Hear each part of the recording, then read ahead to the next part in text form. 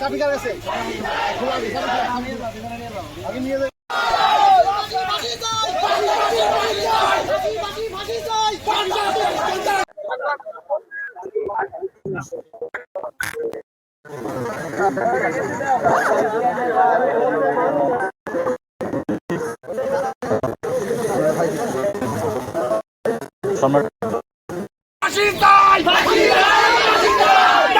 খুনের ফাঁসি চাই, নাইটগুলা খুনের ফাঁসি চাই, ফাঁসি চাই,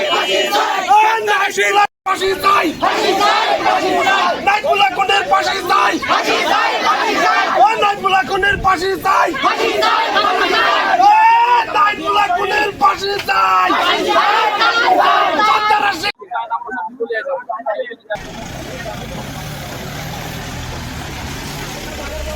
নাগরিক হিসেবে বলতে চাই, এই খুবই এলাকার শীর্ষ ডাকাত এবং শীর্ষ সন্ত্রাসী, অস্ত্রধারী সন্ত্রাসী।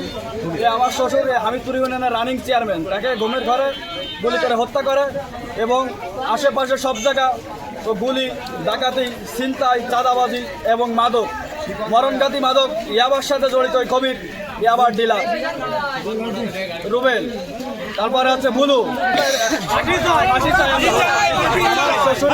ফাঁসি আমরা চাই এবং এই যে অস্ত্র নিয়ে বারবার ধরা বলে অ্যারেস্ট করছে, আমরা এই অস্ত্রধারী সন্ত্রাসী, আমরা এই গ্রামবাসী হিসেবে একজন সচেতন নাগরিক হিসেবে আমরা এর ফাঁসি চাই। ধন্যবাদ।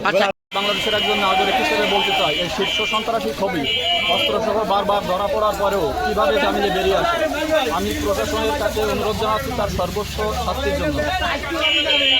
কষ্ট খুশি এবং এলাকার সাধারণ মানুষজন সবাই খুশি, বিরাটভাবে খুশি, কারণ ওর অত্যাচারে মানুষজন একেবারে অতিষ্ঠিত। এই এলাকায় একজন মানে সাধারণ মানুষ বসবাস করতে পারেনি, চাঁদাবাজি, ঘর চোর, মানে অস্ত্র দেয়া এগুলো করেছে সে।